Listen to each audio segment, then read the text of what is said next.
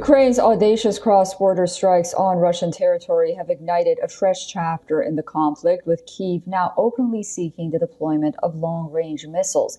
Our next report explores why Kyiv is desperately trying to persuade London to allow it to use Storm Shadow cruise missiles. With Ukraine's incursion inside Russian territory tilting the scales of the war, Russia is stepping up efforts to push back the Ukrainian troops from its soil. Ukraine is now urging the UK to allow it to use Storm Shadow missiles against Russian targets, believing this could be a decisive factor in its military strategy. However, the request has sparked intense debate among Western powers, given the risks of escalation of the conflict. Last week, Ukrainian drones targeted 4 Russian airfields in what has been described as the most extensive attack on the war to date. These airfields play a critical role in Russia's ability to launch its assault on Ukraine and launch deadly glide bombs against Ukrainian troops.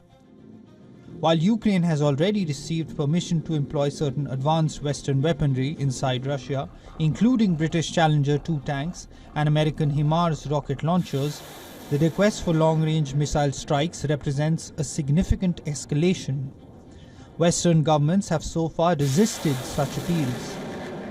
This obviously is an escalation, and if we see this in the context that NATO effectively has gone to war against Russia, the world's largest nuclear power, it makes a lot of sense if the Americans are a bit cautious and attempt to pull back on the leash, especially on the British, who are a bit too enthusiastic about this. Ukraine's military strategists argue that access to Storm Shadow missiles could dramatically enhance the quality and frequency of strikes on critical Russian assets. The Franco-British missile's advanced capabilities, including a bunker-busting warhead and low-altitude, terrain-hugging flight path, make it a formidable weapon against heavily fortified targets and challenging air defense systems. However, the question remains, will the West agree to Ukraine's request, or will concerns over escalation continue to dictate the cautious approach taken thus far? Bureau Report, WION World is One. For more on this, we are now being joined by Dr. Gilbert Doctorow, International Affairs Analyst, author, and historian from Brussels. Thank you so much for joining us on WION. What kind of strategic edge can Ukraine have by using these long-range weapons like Storm Shadow missiles on Russian soil, in your opinion? Well, let's start specifically with the Storm Shadow. I'm surprised that Mr. Zelensky is making such emphasis on this, because the Storm Shadow has been used, and the French equivalent of the Storm Shadow have been used so far by Ukraine in this war, and to not much effect. The Russians learned how to neutralize the Storm Shadow. In recent weeks, we have not heard about many cases of successful attacks on Russian positions, either in occupied Ukraine or in Russian homeland, using Storm Shadow. Storm Shadow is an air-based, is a missile fired from jets. It was fitted on Soviet era Ukrainian planes. As I said, it has not been a game changer. What has been more important in the recent weeks has been the use of U.S. ground-based missiles against Russian targets. We know that 3 days ago, the Ukrainians fired 12 ATACMS, American-made missiles, against the Kerch, that is to say, the Ukraine bridge, the bridge that goes from mainland Russia into the peninsula of Crimea, and they were all shot down.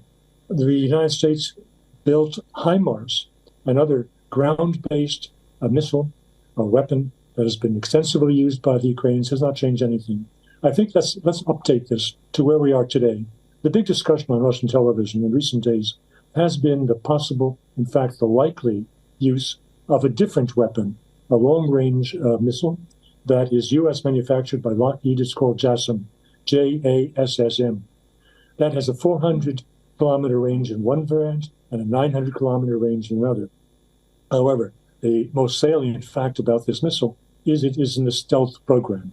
That is to say, it would be introducing a new weapon system for which the Russians do not yet have any answer.